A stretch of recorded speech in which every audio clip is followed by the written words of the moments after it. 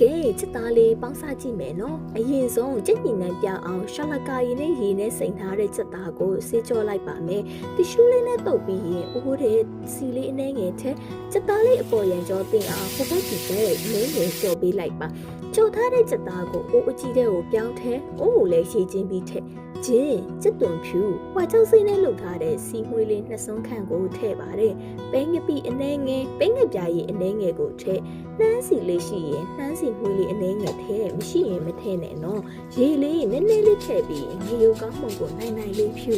ကျက်သွန်မိတ်လေးကိုထည့်ပြီးနိုင်ဝက်ခန့်ပြီးအေးအေးလေးနဲ့တည်ထားလိုက်ပါ10မိနစ်ချတစ်ခါလောက်တော့အထက်အောက်လှန်ပြီးနော်တွဲစားတဲ့ sauce လေးကတော့အသက်ပဲငပြားရည်နှစ်စုံတမယာသီးဒဇိကျက်သွန်ဖြူငရုတ်သီးစိကျက်သွန်မိတ်လေးနဲ့ထည့်ပြီးရင်တော့တကြားလေးကိုနည်းနည်းလေးထည့်ပါ